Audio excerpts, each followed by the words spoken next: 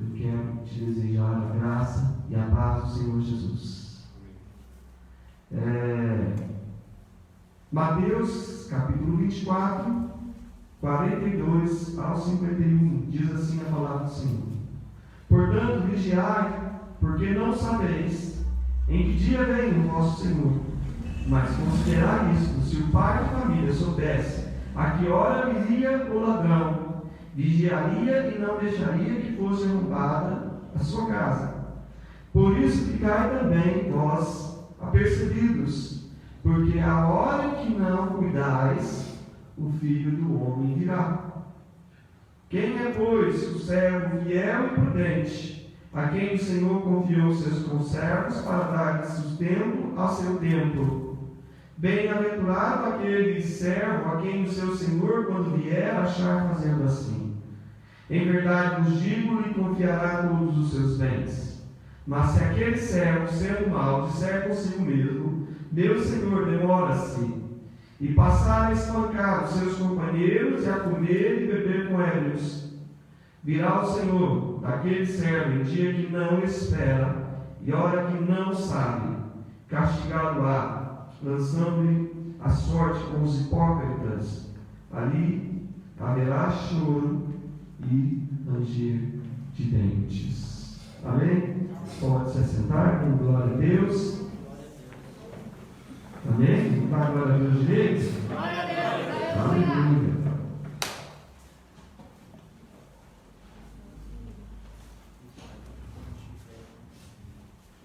Amém.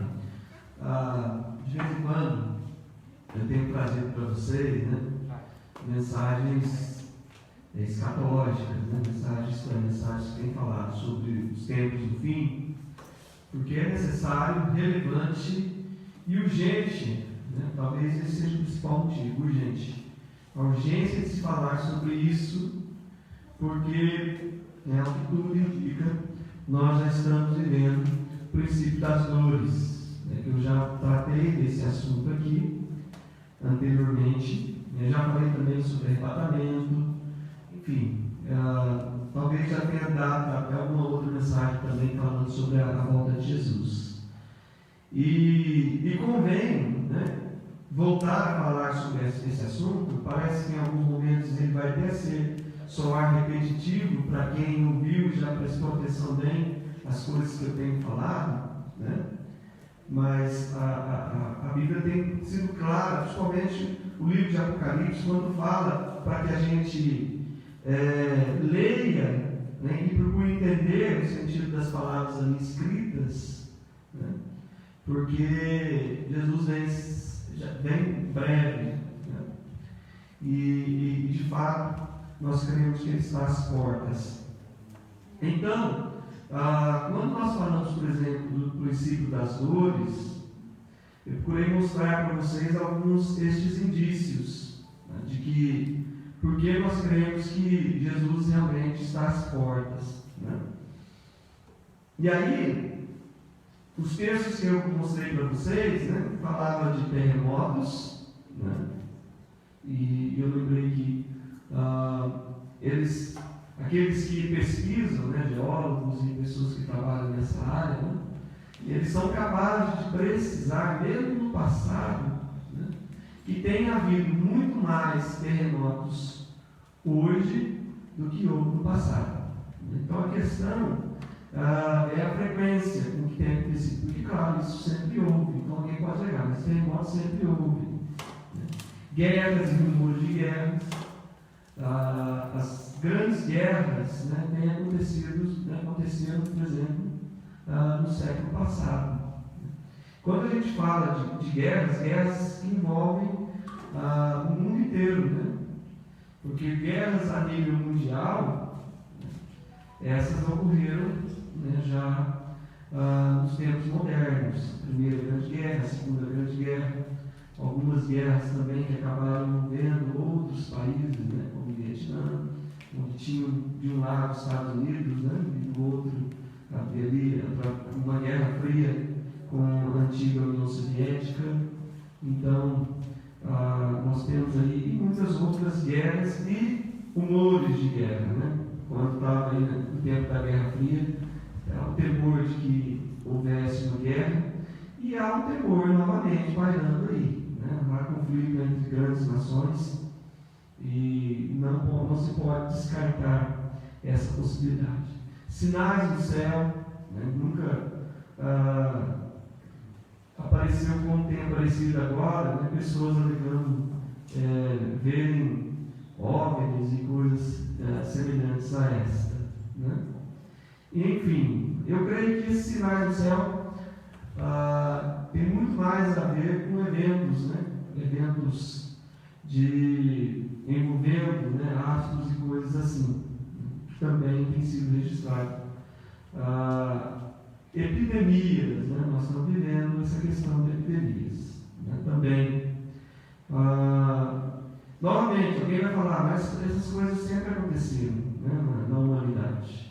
Agora, a questão é que a grande diferença está na frequência, já falei, na simultaneidade, que é esses sinais ocorrendo ao mesmo tempo, tá? E também no alcance global. Talvez aí seja a principal marca, porque as coisas aconteciam antigamente, mas de forma isolada. Se você vai, por exemplo, em Lucas 21, versículo 35, diz lá: pois há de sobrevir a todos os que vivem sobre a face da terra. Há de sobrevir sobre todos, quer dizer, está falando aqui, o contexto aqui é semelhante ao que nós lemos. Se você vai pegar ali capítulo 24 de Mateus, e também o capítulo 25, está falando justamente sobre a volta de Jesus e a necessidade de o crente estar preparado para a vinda de Jesus. Então, o Lucas também está falando, no contexto, está falando da mesma coisa. E o detalhe está aí, onde eu mostrei para vocês. Pois há de sobreviver sobre todos que vivem sobre a face da terra. Quer dizer, com a globalização, o que nós temos visto acontecer, tem acontecido em todo lugar. Então, quando a crise econômica, por exemplo, bolsas caem, pessoas perdem dinheiro, perdem coisas, isso afeta a todo mundo. Hoje está tudo interligado, o mercado é global. Então, se cai a bolsa de Tóquio, cai a bolsa de Nova York, você pode ter certeza que isso vai se refletir na economia dos outros países, principalmente dos mais pobres. Então, aí vem,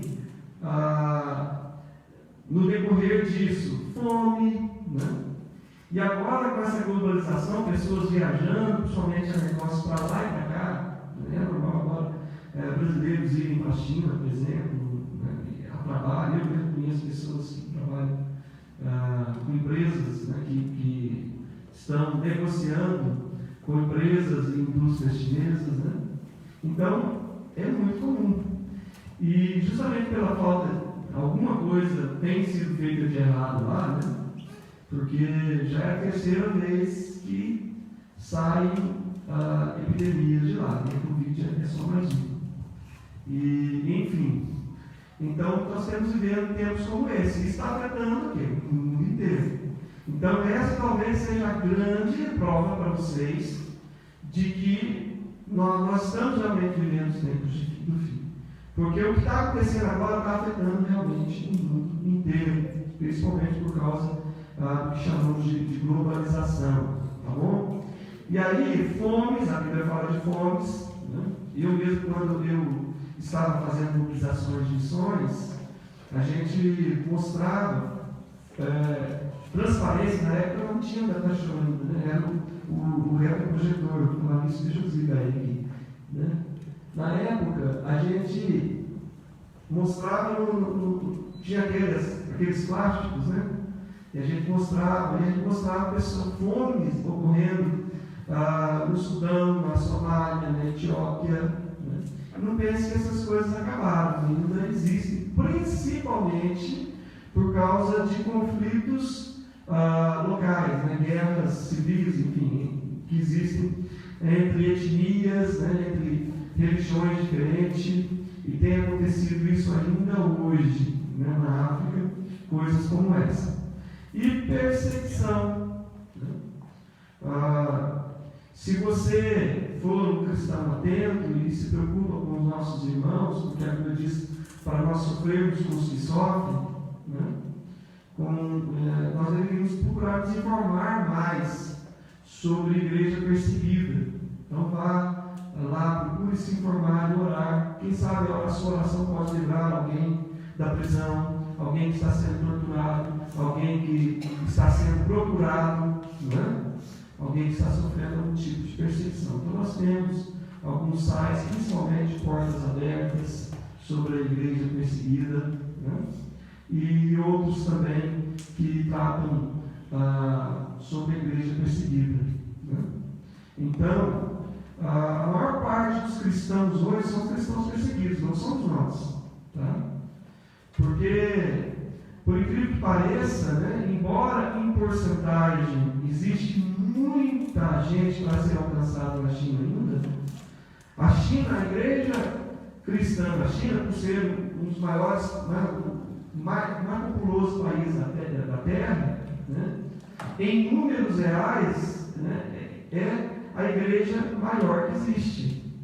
Né? Então, como é que você entende? E mesmo os cristãos perseguidos, lá as igrejas sendo destruídas, enfim, eles continuam mantendo sua fé em Jesus. Tá? A igreja perseguida tem sido purificada através da perseguição. São cristãos de fé, são cristãos de oração, são cristãos fervorosos, né? Enquanto a igreja no Ocidente define, principalmente na Europa, né?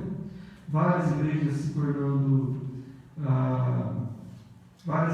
se tornaram bares, alguns museus, porque não se trabalhou com as novas gerações, os velhinhos morreram, as igrejas não tinham mais quem as alimentasse. Eu mesmo passei, quando eu estava no treinamento missionário lá na Inglaterra, passei em frente de igrejas que estavam servindo a outros propósitos, algumas se transformaram até em mesquitas, né?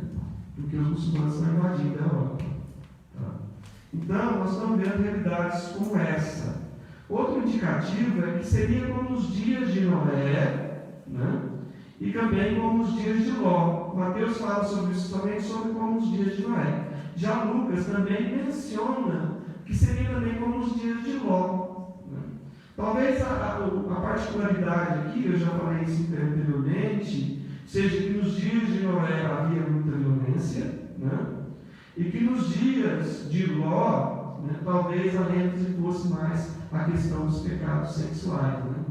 Não sei se você lembra, né, quando os anjos vão visitar Ló e os homens da cidade dele queriam abusar dos anjos, né? Isso, enfim, ter relações com os anjos. Então, você imagina o tamanho ali da questão da perversão sexual. Né? Também, outro sinal bem marcante é a questão da figueira não tardar seus frutos. Aí eu não tenho tempo, porque não é o assunto dessa noite, de entrar em detalhes com vocês sobre isso, mas a Bíblia mostra, em alguns textos bíblicos, né, Deus comparando a Israel à figueira. E aí Jesus diz, quando a figueira voltasse a dar seus frutos, né, o tempo estava chegando. Né? Nós não sabemos o dia, não sabemos a hora, mas Jesus diz que é possível saber o tempo. Né? Porque Jesus diz, quando vocês não olham para o céu e veem lá, olha, realmente, o tempo de frio, né, é uma particularidade do tempo de frio, o céu fica mais avermelhado, né, às vezes toma até colorações rocheadas, né? Enfim, vocês não sabem dizer, né, o que vai acontecer? Então, olhando o tempo. Então, Jesus estava dando aí todo o contexto em que nós estaríamos vivendo nos tempos como esse. Né? E também fala de apostasia. Muitos apostatarão da fé, dando ouvido a falsos ensinos, se cercando de mestres segundo as suas próprias cobiças. Né? Eles vão procurar igrejas ou ministérios que falem o que eles querem ouvir. Né? Então, as pessoas querem ouvir de prosperidade, pessoas querem confissões positivas que falem que elas estão bem, que elas podem, que elas conseguem, mas sem ênfase na questão de que só em Cristo nós podemos, só nele nós conseguimos, né? Então, infelizmente, não quero generalizar, não são todos os ministérios bem-sucedidos que estão sendo bem-sucedidos porque estão pregando uma mensagem agradável ao ouvido das pessoas, tá? Não é questão de generalização. Mas que tem acontecido, tá bom? Realmente nós estamos vivendo dias assim. Me entristeceu muito, né? Porque saber de uma cantora famosa aí, né? Que fez e tem até, está numa relação, né, homoafetiva, vamos usar as palavras que eles gostam que se use, né? E aí ela foi uma célula, né? E aí eu fui ver, né, cidade, nossa, deve ter muita maluquice lá, né? Mas fui ver, não, parecia um culto. Parecia não, deve ter sido um culto. A gente não sabe quem está envolvido nisso. Tem gente que às vezes está achando, às vezes com as boas intenções, quer crer que está envolvido ali achando, vamos salvar essas pessoas, né? E se você assistir, parecia um culto normal, as pessoas até um culto muito, muito mais avivado, né? Vou colocar entre aspas aqui, tá? Porque a questão de culto avivado não tem a ver com expressões corporais, bater palma, pular, chorar. Isso não significa necessariamente culto avivado, tá bom? Mas se você vê o culto, as pessoas chorando, tocando, se abraçando e cantando cânticos que nós cantamos, né? E pessoas que não quero aqui esconder o sol sobre a peneira, né? Não quero tapar o sol com a peneira, né? Porque quando a gente vai falar, como você tem certeza que não eram pessoas convertidas? Porque algumas claramente, né, visivelmente, estavam vivendo um estilo de vida que nós sabemos que é contrário à palavra de Deus. É claro que é mais fácil notar as pessoas, principalmente que estão envolvidas com sexualidade, né, é fácil de se notar. Né? Agora, isso não significa que nós vivemos aqui para ficar condenando, né, as pessoas que têm vivido uma outra opção sexual, vamos usar também, vamos procurar ser cuidadosos, né? Porque nossa intenção é trazer essas pessoas para Cristo, não afastá-las, tá? Agora é claro que há adultério às vezes, né, no nosso meio, né? Há pessoal prostituição, no sentido de jovens no nosso meio tendo relações sexuais antes do casamento. Há tudo isso. A questão é que essas coisas não são visíveis. As pessoas, né, escondem esses pecados e tentam continuar levando uma vida cristã, digamos assim, né, de fachada. É por isso que a Bíblia fala, no texto que nós lemos, do servo que, quando o Senhor vier, não estiver fazendo o que deveria ter sido feito. E aí, a palavra que vai ser dada para ele é hipócrita. Por quê? Porque além de tudo, envergonha o nome do Senhor. Então, realmente, quando muitos apontam o dedo em direção a estes grupos, né, muitas vezes tem que ouvir também. Né? Mas vocês, no meio de vocês, há isso, aquilo e aquilo outro. E de fato tem havido apostasia. Tanto no sentido de pessoas que se afastam da igreja, mas apostasia dentro da igreja também. Tá? Então, é necessário pontuar isso. Tá? Agora, pontuando isso, é muito necessário, né, foi até a palavra que eu estou falando hoje, né? Aquilo que a Thaís falou na abertura do louvor é bem acalhado, né? Uma chamada a compromisso, uma chamada a estar realmente engajado no Senhor, na sua obra, uma chamada ao fervor, ao arrependimento, né? Porque nós precisamos, Deus tem um chamado, né? E não pensem, né, que estou aqui como o arauto da justiça, né, como se também Deus não estivesse me chamando a um compromisso maior, né? Tem chamado a mim também. Tá? Agora, eu estava em dúvida na hora de colocar o título dessa mensagem, né? Porque eu estava pensando, como um ladrão à noite ele virá, ou na hora que não cuidarmos ele virá. Porque vai ser assim. Na hora em que você não cuida, nenhum ladrão entra numa casa, né, em que alguém esteja vigilante ou pelo menos preparado para recebê-lo. Lembrar lá de colocar o alarme, de fechar todas as portas, cuidado que se deve ter. O ladrão não vai entrar numa casa que ele desconfiar que ela está bem guardada, ou talvez as pessoas estejam ali até acordadas, luzes acesas, movimento, enfim. Então, ele está afirmando que vai ser como um ladrão na noite. Assim será a vinda do Filho do Homem. Que se você realmente soubesse quando ele viria, você ficaria preparado. Olha, eu ouvi falar que vou invadir sua casa, pai. Então, é claro que você nem dormiria naquela noite. Vão tentar invadir sua casa. Aí você vai estar preparado para receber o ladrão. E aqui ele diz, porque na hora em que não cuidares, ele virá. Então está afirmando que vai acontecer. Vai ser na hora de discurso de muitos. Porque a gente, às vezes, não pensa, não para pensar muito sobre isso. Não? E pensa assim, não, mas quando Jesus vir, ele vai me preparar. Não, quem deve se preparar é você. Então a gente deve viver preparado. Perguntaram para um pregador evangelista americano, o que ele faria se ele soubesse que Jesus voltaria no outro dia. Ele disse, as mesmas coisas que eu tenho feito todos os dias. Por quê? Porque ele disse, eu sempre estou vivendo preparado para meu Senhor. Seja lá o que isso signifique, como a nossa irmãzinha estava chamando a nossa atenção. Está orando? Está lendo a palavra? Aliás, está vivendo a palavra?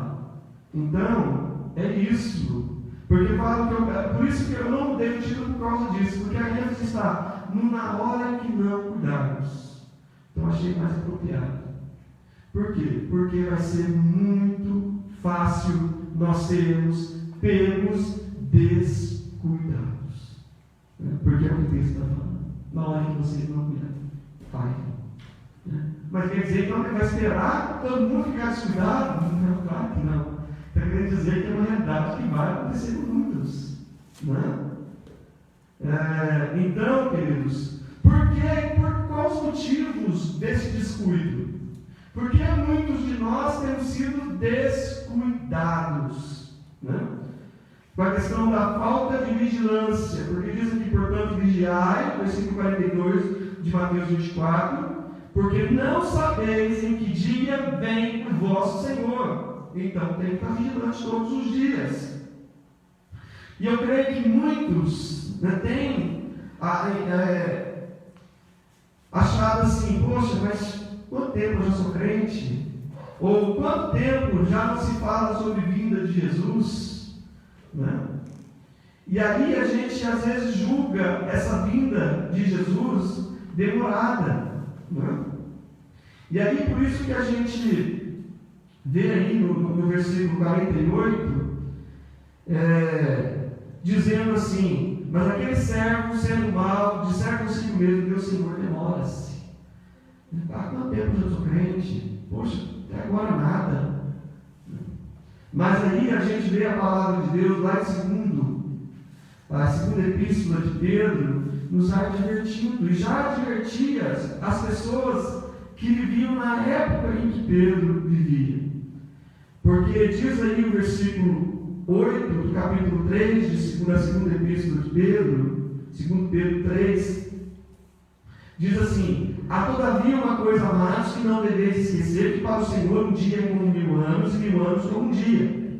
Não retarde o Senhor a sua promessa, como alguns julgam demorada. Pelo contrário, Ele é o grande para convosco, não querendo que nenhum pereça, senão que todos cheguemos ao arrependimento. Virá, entretanto, como um ladrão, o dia do Senhor. Vou parar aqui. Virá, entretanto, como um ladrão. Ele está deixando claro, por quê? Porque ele já tinha essa palavra que ele, apóstolo, tinha ouvido quando Jesus disse que a vinda de Jesus seria, né, como um ladrão da noite. Então, assim será a sua vinda. E muitos têm, já na época de Pedro, quando Pedro escreveu essa epístola, porque Jesus já tinha prometido que voltaria, então era um assunto relevante no contexto das igrejas. Você vai lá em Tessalonicenses, tanto na primeira epístola quanto na segunda, os irmãos preocupados, mas aí, se o Senhor já voltou, né? E aí, nós ficamos ao cara, e Paulo falando, não, irmãos, quanto à volta do Senhor, né, eu quero informar vocês que Ele não virá sem antes que seja manifestado, né, o filho da perdição, que é quem? O Anticristo. Então, ele foi dando lá umas indicações de como seria na vinda de Jesus Cristo. Principalmente uma das coisas que ainda nós não estamos totalmente vivendo. Quando estiverem dizendo paz e segurança, eis que virá sobre eles repentina destruição.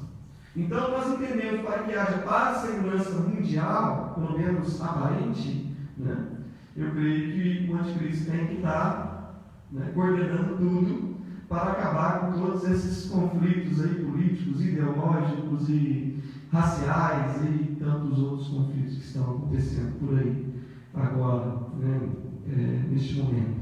Então, nós precisamos entender que não é demorado. Aqui fala que um dia para o Senhor é como 1000 anos, né? E 1000 anos como um dia. A gente até entende a questão de 1000 anos ser um dia, para quem vive na eternidade, né? 1000 anos. Mas aí ele fala também que um dia é como 1000 anos. Então não vai voltar nunca, né? Porque a questão não é essa. O que Pedro está querendo dizer aqui é que Deus habita na eternidade. A eternidade não é medida de tempo, tá? Porque se você retirar 1000 anos da eternidade, não faz diferença nenhuma, né? A eternidade é tão grande. Mas se você tirar 1 milhão de anos da eternidade, né? Poxa, vai fazer diferença? Não vai fazer, porque é eternidade, né? 1 bilhão, quando você quiser colocar. Então, daí a gente entende que a eternidade não é medida de tempo. Quando diz que Deus habita a eternidade, Ele vive na realidade temporal, né? Então a questão é a questão circunstancial, que é o quê? Quando completar a medida dos salvos, aquele a quem Ele está destinando a sua salvação. Deus sabe quando esse tempo vai se transcorrer, né? Então, queridos, por isso que a Bíblia fala que o Pai reserva para a sua exclusiva autoridade. É possível isso ser mudado, porque a Bíblia fala para nós vivermos esperando, versículo 12, e apressando a vida de dia de Deus. Então assim, esperando e apressando, é possível. Então, se nós sairmos evangelizar, porque a Bíblia diz que o evangelho do reino será pregado a todo mundo, se então virá o fim, né? Então a gente pode fazer. Mas como assim? Se Deus não tem determinado, não sabemos como funciona, gente. A gente tem que entender a mente de Deus. A Bíblia diz que inescrutáveis são os seus caminhos, né? E os seus pensamentos, quem pode entender? Então, não tem que entender a mente de Deus dentro de uma realidade que existe só na nossa dimensão, né? Mas o que Ele deixou sinais, para que a gente o quê? Ficasse preparado.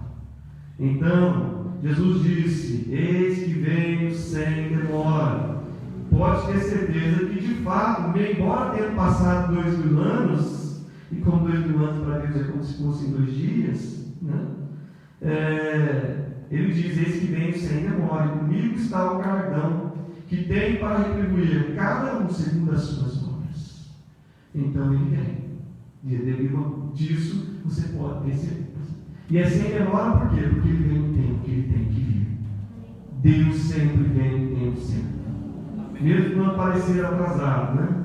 Por quê? Porque parecia que Deus, o Senhor Jesus, estava atrasado para curar Jairo. Mas é porque ali não era uma obra de cura, era uma obra de ressurreição. Era um milagre maior. Às vezes Deus quer fazer algo muito maior. Então, quando tudo parecer estar perdido, Deus vem ao nosso encontro. Amém? Porque Ele vem no tempo certo. Então, que bom que Ele vai vir no tempo certo. Mas mesmo assim, a Bíblia diz que esse tempo foi abreviado por quê? Porque seria tamanha apostasia, tamanho engano, porque diz que o inimigo, o anticristo, ele viria com toda obra, prodígios de sinais e maravilhas do engano. Né? Que se até esse tempo não fosse abreviado, até os eleitos, né, não seriam salvos. Mas então Deus, olha, ainda assim Deus diz que está abreviando o tempo.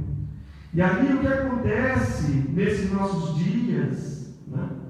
Em Lucas 21, versículo 34, ainda em Lucas aí 21, ele diz: acautelai-vos por vós mesmos, para que nunca vos suceda que o vosso coração fique sobrecarregado com as consequências da orgia, da embriaguez, das preocupações deste mundo, para que aquele dia não venha sobre vós repentinamente como um laço. Né? O que é o laço aí? O laço é aquele quem, não sei, só o pessoal da minha época vai lembrar disso, né? A gente costumava fazer umas brincadeiras que as crianças e os adolescentes de hoje, né, pelo menos a maioria, a grande maioria já não faz mais, né? Subir no pé de manga e, enfim, armar a arapuca com passarinho, ou laço para pegar passarinho, né? Então fala, esse é o laço. Você vai armar, a galera entra aqui sem ver o laço e puxa, quando ele vai tentar escapar, né, ele vai agarrar no pezinho dele. É por isso que a Bíblia fala no Nordeste Barato, o laço do passarinheiro, né? O cara que armou um lacinho para pegar o passarinho pelo pezinho, né? Então, vai vir como um laço. Isso é uma armadilha. Então, o que o inimigo, o que a modernidade, o mundo, o inimigo, são todos os nossos inimigos, né, tem feito? Né? Procurando dar cada vez mais alimento para a nossa carne. Né? Porque nós não vivemos nunca uma geração tão fácil para conseguir coisas, para nos distrair. Né? Nos distrair. As pessoas estão vivendo para distração. O trabalho delas vive alcançar conforto, alcançar dinheiro, ter condições de fazerem coisas que distraem, que alegram, né? E as pessoas acham que a vida é só isso, viver em busca de prazer, viver em busca de diversão. E assim as pessoas estão vivendo, né? E aí sobrecarregadas, às vezes dormem pouco porque estão aí gastando tempo em festas, maratonando séries na televisão, ou gastando tempos infinito em redes sociais, não dorme, insônia, e é tanta informação e desinformação, né, que as pessoas por si só elas não vão encontrar a verdade, porque muita coisa fala de direita, de esquerda, de ateísmo, de gnosticismo, teísmo e cristianismo e tantas outras coisas. As pessoas falam, tudo é relativo, nada, não existe uma verdade absoluta, e as pessoas estão perdidas no meio de tanta coisa, corações sobrecarregados. Mas os estudos dos filhos, mais isso e aquilo outro. Se puder providenciar já o outro microfone. Então, é a preocupação, eu tenho que fazer, né, o meu primeiro milhão. Quer dizer, as pessoas estão vivendo assim, sabe, sobrecarregadas com as coisas deste mundo, seja com o excesso, né, de entretenimento, de diversão, ou seja com outras coisas. Obrigado. E assim as pessoas estão vivendo. Redes sociais, filmes, séries, jogos viram ladrões de tempo. Né? As pessoas não têm tempo para orar, não têm tempo para ler a palavra. E eu mesmo determinei uma coisa: né? Não começar a fazer nenhuma outra coisa antes de ter o tempo de meditação. Né? Porque senão vai embora o dia. E quando você vê, você vai dar o pior do seu dia para Deus, que é quando você já está cansado, quando você não tem condição nenhuma de ler nada, de orar. Você vai tentar orar, você dorme, né? Por quê? Porque nós temos caído no laço do inimigo. E quando fala aqui, porque o texto que eu vi para vocês, né, mas fala de embriaguez, orgia, esse não é o meu estilo de vida. Mas quando a gente volta lá para os textos, tanto de Mateus quanto Lucas, fala que nos dias de Noé, ele não estava nem falando nem da violência que eu ia fazer para vocês, e nem da questão da perversão sexual. Ele estava dizendo assim: comiam, bebiam, né? Se casavam, as pessoas estão preocupadas com isso, né? Compravam, lá em Lucas fala, compravam, edificavam. As pessoas estão preocupadas em comprar, vender, né? Fazer eventos que tomam dinheiro, que tomam tempo, que esquentam a cabeça. Casamento agora, você tem que ser rico, né, para casar. Ou senão juntar dinheiro por muito tempo, né? Ou a não ser que você abra mão de todas essas baboseiras, né? Então, mas não pode. Então, assim nós estamos, queridos. E tanta coisa, nunca foi tão fácil, né? Você tem uma conta aí de Netflix ou do outro lado, concorrente, acho que é Amazon, né? E aí você tem assim, disposição, canais de jogo, você tem jogo de tudo quanto é lugar, sabe? Tomando o tempo das pessoas, sabe? Então, cuidado. Tá? Se for necessário, faça o que for necessário, mas não caia nesse lado do inimigo. Eu já deixei filmes pela metade, já deixei séries, eu comecei, depois que eu vi isso aqui, blasfêmia, está blasfemando contra as coisas de Deus, está contrário à vontade de Deus, né? Falar de pornografia e todas essas coisas, né? Por quê? Porque não agrada a Deus. Então, se não agrada a Deus, né? Eu posso ver na frente dos meus pais ou na frente dos meus filhos, Deus não posso, não. Eu não deveria estar vendo, né? Então, cuidado, nós devemos, eu sei, como a Thaisa disse no começo aqui, parece uma coisa chata de se falar. Mas será mesmo que Deus não está pedindo isso para a gente? Será que porque a gente está precisando de buscar alegria e satisfação nessas fontes, porque não temos encontrado gozo na oração, alegria na comunhão, né? Naquilo que deveria realmente prazer na palavra, quando o salmista diz: seu prazer está na lei do Senhor. Então talvez seja por isso que nós estamos tendo que buscar em outras fontes, que não em Deus. Então, cuidado, corações sobrecarregados. E aí a Bíblia também, um outro cuidado que nós devemos ter é com a mornidão espiritual, porque a Bíblia diz que o amor se esfriaria, em Mateus 24, versículo 12. O amor se esfriaria. Agora, só se esfria corações que um dia tiveram amor. Então, essa palavra está sendo dirigida a pessoas que já conheceram o amor de Deus. Então, a Odisseia retrata esse tipo de igreja atual. Quando nós vamos ali nas igrejas do Apocalipse, né? Nós vamos ali nas igrejas do Apocalipse e nós vemos ali as 7 igrejas. Elas tanto retratam as igrejas existentes no momento, em todo o mundo, aquelas 7 condições de igreja, mas ao mesmo tempo ela retrata igrejas, estágios que a igreja viveu durante a história da igreja. E hoje nós estamos vivendo a igreja de Laodiceia, onde você vai lá em Apocalipse e vê Jesus chamando a atenção daquela igreja. E o que ele vai dizer assim para a igreja, no capítulo 3 de Apocalipse? Conheça as tuas obras, que nem és frio nem quente, quem delas fosse frio ou quente. Assim, porque és morno, nem és quente nem frio, estou a ponto de vomitar-te da minha boca. Pois dizes: estou rico, abastado, não preciso de coisa alguma, e nem sabes que tu és infeliz. Sim, miserável, pobre, cego, nu. Igrejas abastadas, igrejas ricas. E aí, tanto a igreja é rica porque o povo é rico. Que mesmo às vezes não sendo muito fiel ao dízimo, mesmo assim a igreja ainda tem muito dinheiro, sabe? Para botar o que quiser na igreja. A igreja vira um verdadeiro shopping, né?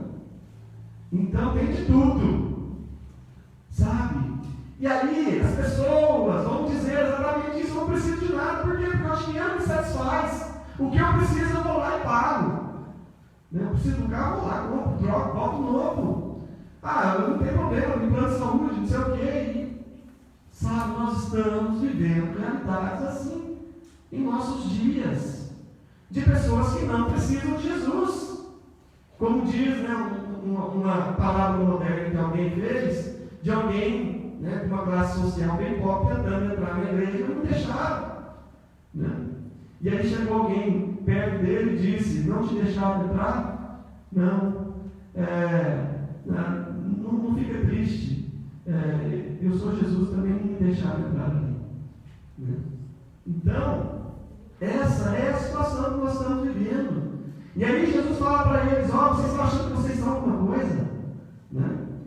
A igreja que se olha no espelho, né, e diz: louvado seja mim mesmo, rico, abastado, não precisa de nada. E Jesus dizendo: vocês são pobres, infelizes, cristãos com crises existenciais, cristãos aí com depressão, cristãos com pânico.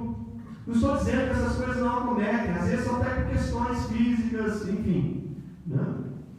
Mas muitas das vezes também porque procuraram. Né? Então, estão vivendo aí crises. É uma igreja, igual disse alguém que eu vi, né? Igreja que tem dificuldade de tudo. Né? Tem dificuldade de criar filhos, dificuldade de tudo, de ter relacionamentos. Então, nós estamos vivendo dias como esse, por causa de quê? Descuido. Né? Cristãos mortos, mas não está no mundo, mas também não está vivo com Deus, sabe? Não está aqui, porque a Bíblia fala para a gente, nós decidimos, não fica em cima do muro, sabe? Que é o melhor da igreja, ao mesmo tempo que é o melhor, e que é o mundo ao mesmo tempo. Não dá para ser assim. E aí, quais são as características desse tipo de cristão? Sem entusiasmo. Apocalipse 3:19 diz: eu corrijo e castigo constantemente todo aquele a quem me amo, portanto devo castigá-lo, a menos que você abandone a sua indiferença e se torne um entusiasta das coisas de Deus. Sabe, entusiasmo, a palavra entusiasmo é de vida, a alma, colocar a alma na coisa. Não sermos cristãos ritualistas, sabe, que cumpram, que bate cartão na igreja, que não é isso que Deus quer. Descuidados com a obra, descuidados com os obreiros. Teve um tempo em Israel que não existia mais sacerdotes e nem levitas. Por quê? Porque de onde saía o sustento dos sacerdotes e dos levitas? Saía dos dízimos e das ofertas. E quando eles estavam sendo tão infiéis a Deus que não estavam entregando nem dízimos e ofertas mais, cada qual teve que procurar o quê? Trabalho.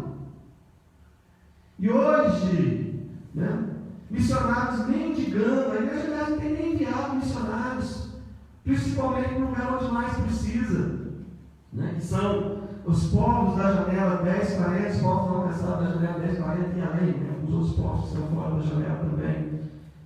Por quê? E ainda assim o evangelho tem crescido, a gente não entende. Não é por quê? Porque é a obra de Deus. Se a gente não pregar, as pedras vão pregar. Então, queridos, Deus está usando gente que tem muito menos condições do que a gente. Os poucos convertidos ou convertidos que estão escondidos, né, porque muitos são em países onde é proibido a conversão, né, principalmente muçulmano não pode converter, está na carteira dele, ele é muçulmano, nasce muçulmano, morre muçulmano. Então eles viram cristãos muçulmanos. É estranho falar isso, mas essa é a realidade. Né? Então, nós estamos muitas vezes sendo descuidados, indiferentes da missão, indiferentes à obra, ao evangelismo, aos obreiros. Hoje tem várias igrejas, mesmo na nossa denominação, sem pastores, porque nós estamos vivendo uma crise vocacional também. Né? Ou tem pastores, mas não querem assumir as igrejas, algumas igrejas, porque algumas igrejas são pequenas, não vai ter condição de sustentar este obreiro, né? Sendo que Deus prometeu que ia sustentar. Então entra aí um exercício de fé. Né? Então, nós estamos vivendo tempos assim, sem o óleo do Espírito Santo. Se você vê Jesus falando na sequência aí, no capítulo em Mateus, depois ele começa a falar sobre o mesmo assunto. Quem colocou esses capítulos aí, isso veio depois, tá? Foi algo que os homens criaram para facilitar né, você buscar as coisas na Bíblia. Mas ele continua falando, através de parábola, que o reino dos céus se compararia à vinda de um noivo que encontrar com as noivas, e 5 estavam preparadas, 5 não. 5 tinham azeite nas suas candeias, e 5 não estavam preparadas, para ficar tanto tempo esperando. E isso tem acontecido com muitos. Mas, poxa, a gente podia ter voltado logo, né? Está tão difícil ser cristão por 5 anos seguidos, ser cristão por 10 anos, ser cristão por 15 anos, e manter a mesma pegada, né? O mesmo fervor, sem ficar um crente esquenta-banco. Não. Então, mas pô, a gente não podia voltar logo, demora, né? Porque está difícil ser crente. Então, é assim, tem pessoas que estão deixando o óleo acabar. Está igual carro, né? Carro sem óleo, né? Fundo de motor. Então, a Bíblia fala que elas saíram para conseguir óleo, e quando voltaram, a porta já tinha fechado. E quando Jesus abriu, falou: não conheço vocês, quem são vocês? Né? Então, inativo quanto aos dons espirituais. O texto vai continuar falando sobre o mesmo assunto, versículo 14. E o texto está falando sobre a vinda de Jesus, pois o homem ausentando do país. Está falando de quê? Senhor Jesus se ausentou da terra, foi para o céu, mas ele está usando aqui uma parábola, né? E aqui diz que ele confiou aos seus servos os seus bens. Cuidem da minha obra, cuidem da minha fazenda. Né? Deu 5 para um, deu 2 para outro, e deu 1 para o outro. Mas não, você vou te dar 1 só, porque eu não vou pedir muita coisa de você, não. Sabe? A única coisa que Deus quer é que nós sejamos fiéis. Quem pegou 1, entrega 1 só, já é 100%. Mas ele não, né? Ficando com medo, mas o Senhor é rígido, ele é rigoroso. De fato é. E o Senhor diz: olha, eu sou para você o que você quer que eu seja. Eu vou ser generoso, tanto é que ele deu, mas depois que o que deu 5 entregou mais 5, ele disse: vou te colocar sobre todos os meus bens. Né? Mas, se nós quisermos que Deus seja rigoroso conosco, ele vai ser. Ele vai ser o que nós quisermos que ele seja conosco. Né? Então, por isso, quando ele chama a atenção do servo que escondeu o seu talento sobre a terra, não era para você pegar isso e negociar com isso e conseguir mais. E você escondeu. Né? Tem muita gente que vai chegar com o seu dom no céu. Eu nem sabia qual era o meu dom. Mas por que você não procurou saber? A Bíblia diz para nós não sermos tolos, mas procurarmos saber qual é a vontade do Senhor. Porque todo, diz a Bíblia que nos concedeu dons aos homens. A igreja, a Bíblia diz que o Espírito Santo distribuiu dons à igreja. E tem gente que ainda não está fazendo nada. Não estou me referindo necessariamente à igreja, não. Porque você pode usar o seu, aliás, deve usar o seu dom fora das 4 paredes. Né? Você não precisa necessariamente estar usando o seu dom dentro das 4 paredes da igreja. Você pode usá-lo lá fora. Então, mas você precisa servir. Você precisa ser útil. Servo útil, porque senão a gente vai ouvir justamente essas palavras aqui: servo mau e negligente. Foi isso que o Senhor disse para ele: servo mau e negligente. Aí no versículo 14, né, do capítulo 25. Desculpa, 14 não. Está mais para frente. É versículo 26. Né? Então, queridos, vamos procurar. E aí, queridos, o que eu faço para estar preparado? Finalizando a nossa mensagem. Os textos lá de Marcos 13:33 falam: vigiai e orai, porque não sabeis o dia nem a hora. Lucas 21:36 também fala a mesma coisa, né? Para a gente estar preparado, vigiar depois todo o tempo orando, para que possais escapar de todas essas coisas que têm de suceder, estar de pé na presença do Filho do Homem. E está falando o quê? Para quando acabar tudo isso, né? Quando tudo tiver acabado, né? No meio daquela confusão toda, quando vê, você está lá, na presença de Jesus. Opa, passei. Né? Foi uma bagunça, foi uma confusão só, mas eu estou aqui, na presença do Filho de Deus. E aí fala para nós não sermos inativos. Sede abundantes na obra do Senhor. 1 Coríntios 15, 58 nos avisa: sede sempre firmes, constantes, abundantes na obra do Senhor, sabendo que no Senhor nosso trabalho não é vão. Qual é o contexto desse versículo? O contexto desse versículo está um pouquinho mais acima, quando ele diz que para 15, versículo 52, no momento, no abrir e fechar dos olhos, ao ressoar a última trombeta, a trombeta soará, os mortos ressuscitarão, incorruptíveis, e nós seremos transformados. Está falando o quê? Da vida de Jesus. E por isso que ele está falando, portanto, no final, portanto, meus amados irmãos, sempre firmes, na palavra, constantes, buscar ser úteis no reino de Deus. Amém? Então diz, esse é o contexto. Descuide com os irmãos, descuide com a obra. O texto que nós lemos disse: quem é aquele servo, quando o Senhor voltar, vai achar ele fazendo assim como dando sustento ao seu tempo, aos seus conservos. Nós somos chamados a ajudar uns aos outros, seja qual for a necessidade. Nós que estamos à frente, dar apoio espiritual, porque nós somos chamados para isso, né? E eu esperava que você pudesse contar mais comigo. Você está bem pensando, não vai incomodar o pastor? Não está incomodando. Esse é o meu trabalho. Tá? Então, se tem problema, conflito familiar, conflito de casal, eu não vou chamar para isso, não se tem vergonha de mim. Né? Cuidado assim, o pastor vai pensar de mim. Pensar que você é gente como eu sou também. Você acha que não tem briga com minha esposa? Né? Então, né, se você precisa, o importante é que a gente chegue lá.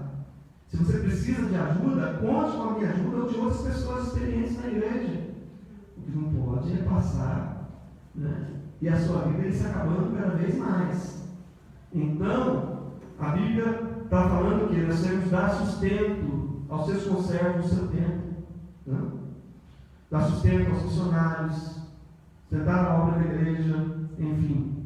É disso que o texto fala: dar cuidado em todos os sentidos, espiritual, emocional, físico, aos irmãos, aos obreiros. Então, a Bíblia fala para nós também estarmos preparados com a falta de amor. A Bíblia fala: volta ao primeiro amor. A palavra que Jesus deu à igreja de Éfeso: tem, porém, contra ti que abandonaste o teu primeiro amor. Depois, onde você caiu, e arrependa. Se arrependa.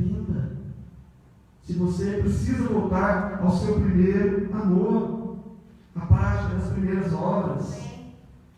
Em Apocalipse 3,17, Jesus está falando justamente sobre nós voltarmos. Sugiro que compres de mim ouro puro, para que venhas te enriqueceres, colírio para os teus olhos, roupas para te vestires, candeias vazias. Esse é como estar preparado para esse problema. A Bíblia fala que nunca, sejam sempre alvas as suas vestes, e não falte óleo sobre a sua cabeça. Eclesiastes 9, versículo 8. Efésios 5,18 diz: não vos embriagueis com vinho, no qual a dissolução, mas enchei-vos do Espírito Santo. Então, aí quando Jesus voltar, que isso? Eu nunca deixo meu óleo aqui ficar lá embaixo, não. Estou sempre, igual você faz seu carro, tira lá, paradinho, tira lá no carro, no óleo. Nunca deixa o óleo faltar. Enchei-vos do Espírito. Lucas 12, 35 diz: cingidos estejam vossos lombos, né? E sempre acesas as suas candeias. Qual é o contexto? O contexto é o mesmo aqui da parábola do servo fiel. Se você abrir lá, Lucas está falando disso. E quando o Senhor voltar, ele vai estar com candeia acesa, ele vai estar com o avental colocado, porque o Senhor, quando ele chegar, ele vai chegar com fome, ele vai chegar, né, precisando de tomar seu banho, seja lá o que for, e isso é a função do escravo. E aí, quando ele vier achar fazendo assim, como? Preparado. Senhor, estou aqui preparado para te receber. Então, esse é o contexto. Cingidos os vossos lombos, preparados, significa preparação, e acesas as candeias. Eu estou com a minha lâmpada acesa, não apagada. Aliás, nós falamos quarta-feira sobre a questão do apagar o espírito, né? Nós temos contra o espírito. Se você não viu, veja lá. a nossa página no Face. Não deixe de congregar. Eu li o pastor colocou, né? É a maior fake news, um dos maiores fake news, ele colocou. Estou afastado da igreja, mas não de Deus. Né? Uma pessoa vem com essas conversas, possa vir. Não, mas porque não qual o problema? Se você está bem com Deus, na igreja é complicado, povo. Tem muito picuinha, inveja, panelinha, não sei o que mais. As desculpas que as pessoas dão. Né? Então, infelizmente, a Bíblia diz: não deixemos de congregar, como é costume de alguns. Antes passamos as adversações, quer dizer, vamos chamar a atenção do outro. Tanto vezes que o dia se aproxima. Do que é o contexto desse texto? Que uma brasa fora do Brasil vai se apagar. Se tirar um carvão da churrasqueira, ele vai apagar antes dos outros, com certeza. Né? Então nós costumamos vir à igreja para quê? Para alimentar a nossa fé, ouvir a palavra. A fé vem para ouvir a palavra, para cultuar a Deus, né? Para alimentar, para conversar com os irmãos. Né? Porque fora, muitas vezes, nós estamos vivendo no meio do nosso contexto de ímpios, seja no nosso trabalho, no nosso estudo, ouvindo aquelas coisas que desanimam a gente, muitas vezes faz a gente, faz a nossa fé ficar abalada, das coisas que estão acontecendo ali, das coisas que as pessoas estão fazendo, que nos faz até pensar que Deus existe mesmo. Né? Então nós precisamos estar juntos para quê? Para alimentar a nossa fé. Então, querido, essa pandemia, alguém colocou, eu não vi o vídeo, não, né? O título era Quero Ver. Eu vi agora para não ter tempo. Né? A pandemia tem revelado os verdadeiros cristãos. Né? Tem gente que acostumou, a gente subiu, pode viver sem igreja. Né? Então, cuidado. Né? Ele vai vir como um ladrão de noite. Na hora que você não estiver cuidando, pá, chegou. Ele já era. Ele fechou a porta, né? Vai tentar bater e. Né? A chance.